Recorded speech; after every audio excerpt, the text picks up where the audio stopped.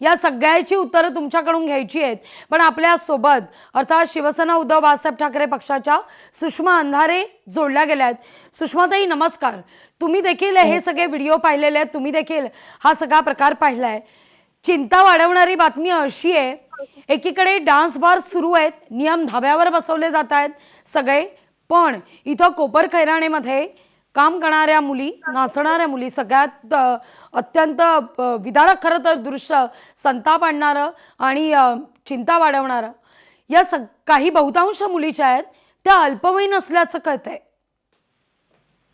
या सगळ्यांमध्ये गंभीर आणि धक्कादायक बाब काय आहे की आत्ताचा गृहमंत्री म्हणून कार्यरत असणाऱ्या व्यक्तीचा संपूर्ण कंट्रोल सुटलेला आहे। गृहमंत्र्यांचे जे नियंत्रण असायला हवे ते नियंत्रण या घटनांवर होत नाही। संभाजीनगरची घटना असेल किंवा कोपरखैरण्याची घटना असेल किंवा आपण दाखवत असलेले जे अनेक व्हिडिओ जे अत्यंत धक्कादायक आहेत, खरं तर लोकशाही मराठीचं खूप कौतुक केलं पाहिजे, अभिनंदन केलं पाहिजे की तुम्ही धाडसाने ही बातमी दाखवत आहात। परंतु आर पाटील साहेबांच्या काळात ज्या खमक्या भूमिका घेतल्या तशा खमक्या भूमिका आता देवेंद्र फडणवीस घेऊ शकत नाहीत, कारण हे बहुतांश बार हे परप्रांतीयांच्या मालकीचे आहेत आणि परप्रांतीयांच्या बद्दल एकही शब्द उच्चारायची फडणवीसांची छाती नाही। सुषमाताई, आता तुम्ही उल्लेख केलाच आहे परप्रांतीयांचा, तर गेले अनेक दिवस बांगलादेशींचा मुद्दा फार गाजतोय। अगदी बांगलादेशी फेरीवाले मुक्त महाराष्ट्र अशी मोहीम सुरू केली जाते। इथं काम करणाऱ्या मुली या बहुतांश बांगलादेशी मुली असल्याची माहिती मिळते। आता तर असंही कळतंय या अल्पवयीन असल्याचं सुद्धा कळतंय। मग तिथं असलेल्या लोकप्रतिनिधींपर्यंत, तिथं असलेल्या नवी मुंबई पोलीस आयुक्तांपर्यंत जर व्हिडिओ हे प्रसारमाध्यमांपर्यंत पोहोचतायत तर ते त्यांच्यापर्यंत पोहोचत नाही आहेत का? ते या सगळ्याविषयी का बोलत नाही आहेत?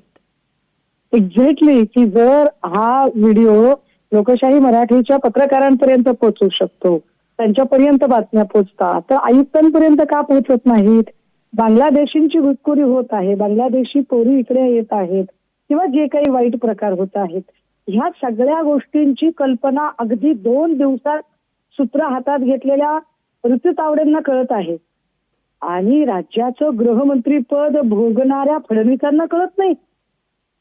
म्हणजे आम्ही जे वारंवार म्हणतोय की फडणवीस हे सपशेल अपयशी गृहमंत्री आहेत, त्या फडणवीसांना कोट करायला का लोक घाबरतायत? आर पाटील हे अत्यंत खमकेपणाने काम करत होते असं सांगत असताना आत्ता गृहमंत्री म्हणून काम करणारे फडणवीस हे तितकेच कुचकामी आहेत। अशा पद्धतीने थेट आणि ठळक पद्धतीने फडणवीसांना कोट करायला का कचरत आहेत लोक? अगदी मुद्दा लक्षात येतोय सुषमाताई, धन्यवाद तुम्ही दिलेल्या एकूणच प्रतिक्रियेबद्दल। लोकशाही मराठी ऐका, पहा, जागरूक रहा।